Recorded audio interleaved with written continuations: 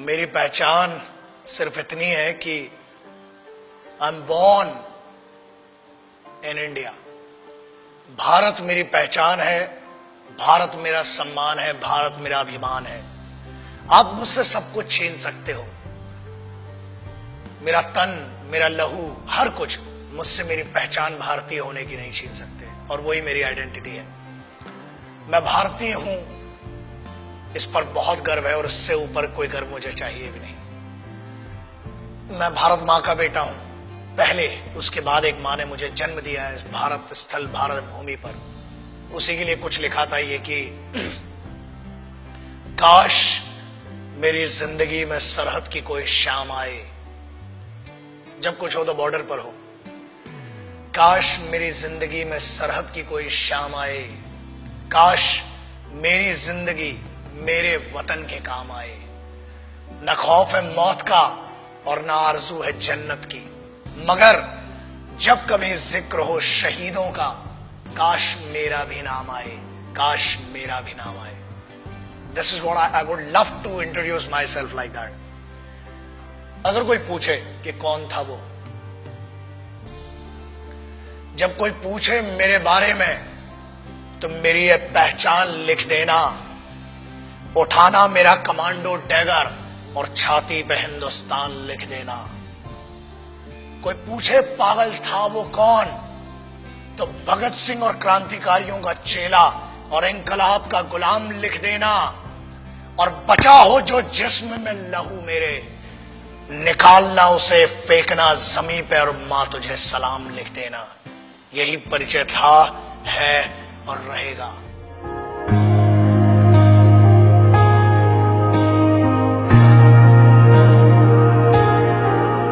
आजकल बहुत एक मुद्दा चल रहा है, देशभक्ति। कुछ लोगों ने उसे हिंदुओं से जोड़ दिया, कुछ ने मुसलमानों से जोड़ दिया, कुछ ने सिखों से, कुछ ने ईसाइयों से। एक बात याद रखना, हम पहचान हैं एक ऐसा महाविद्यालय, एक ऐसी university. It's like an university, it's like a college, the country is like college.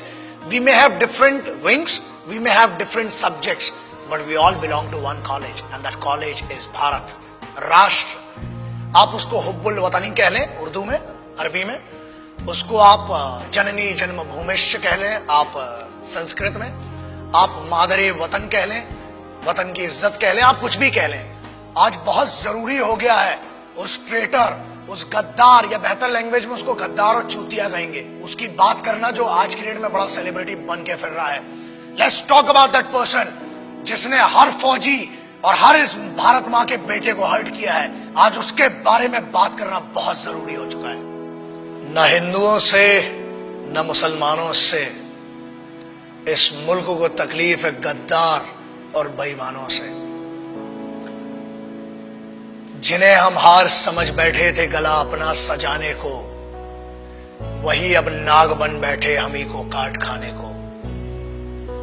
पिछले 2-3 महीने it has been disturbing me a lot. I being an Indian, I being a soldier, I being a simple son of this motherland, feel hurt, disheartened, and at the same time I feel pity for them. बुरा लगता है। कारण ये, लोग कहते हैं कि हम कुछ कर नहीं सकते। ऐसा है, करने पर आ जाए तो बहुत कुछ कर सकते हैं, लेकिन हम सम्मान करते हैं भारत के सर्वोच्च न्यायालय का, सुप्रीम कोर्ट का, और उसके आदेश की अवहेलना नहीं करना चाहते हैं। उसके आदेश का पालन करते हुए कुछ गद्दारों को आज भी छोड़ रखा है, वरना ऐसा है काम ही हड्डियां तोड़ने और जान लेने का हिंदुस्तानी फौज करती है। किसी ने कहा, मैं उन गद्दारों का शायद नाम भी लेना पसंद नहीं करूंगा, बिकॉज वो इतना भी डिजर्व नहीं करते कि उनका नाम इस जुबान पर आए। बट एक चीज बोलना बहुत जरूरी है। कुछ लोगों ने यह कहा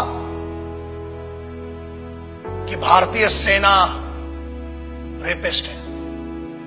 अगर घरों में बैठे हो ना, और अगर तुम्हारी बहनें और तुम्हारी माएं घर से निकल के जा रही हैं, तो सिर्फ ये हिंदुस्तानी फौज है जिसकी दम पे तुमने भाई होने का, बाप होने का फर्ज नहीं निभाया होगा, मगर this is the only Indian armed forces which maintain that dignity of a soldier and maintains that brotherhood.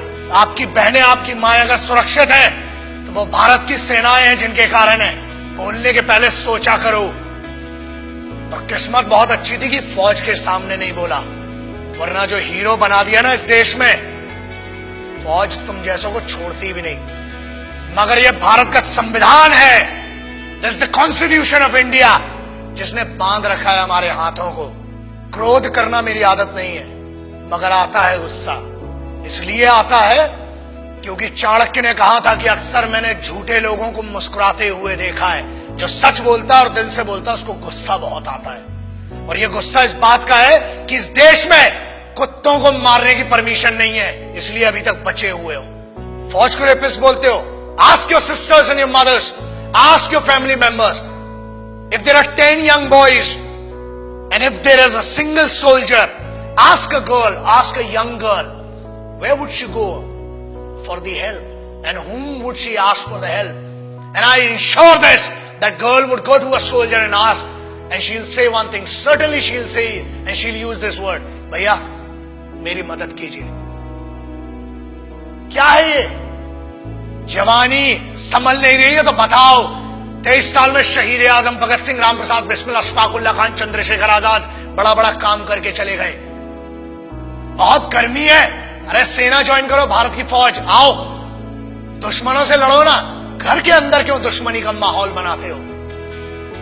एक बात कही गई जिसपे बड़ा दर्द हुआ कि अफजल, अरे वो गद्दार टेररिस्ट, उसके लिए बोलते हो, उसको हीरो बना दिया तुमने, वरना कोई जानता भी नहीं था। ऐसे बहुत आए गद्दार, बहुतों को फांसी लगाई। उसको कहा गया कि अफजल हम शर्मिंदा हैं, तेरे कातिल जिंदा हैं। I feel ashamed for these guys. तेरे कातिल मतलब क्या है? What do they want to say? तेरे कातिल कौन हुए? भारत का संविधान, सर्वोच्च न्यायालय ने उसको फांसी सुनाई है। हर हक दिया इस बात का कि पहले आपकी पिटीशन दायर हो, आपके ऊपर पूरा मुकदमा चलाया गया।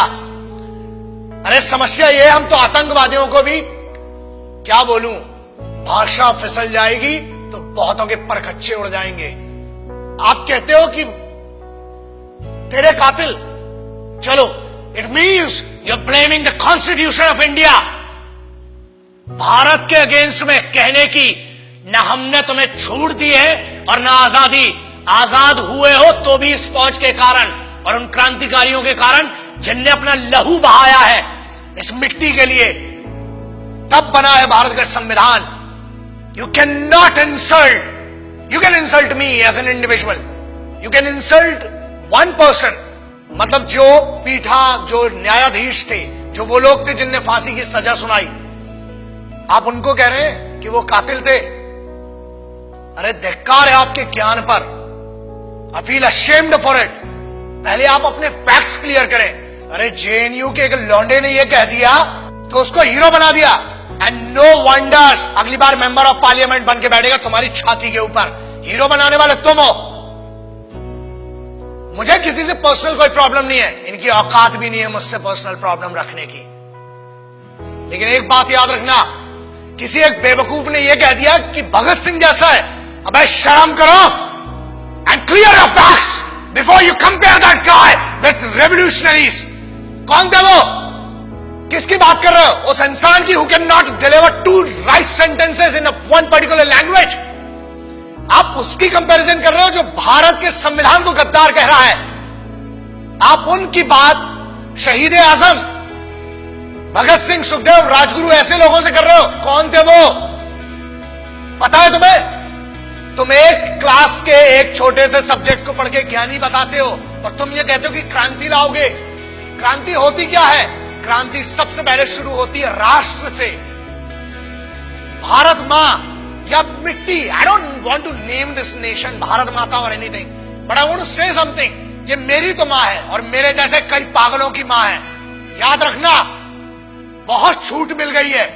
अपनी आजादी का गलत उपयोग मत करो, वरना अगर छूट देना आता है तो लगाम लगाना भी आता है। बोलने की आजादी है, ठीक है, हमने आजादी दी है, बट वो आजादी किसने दी है?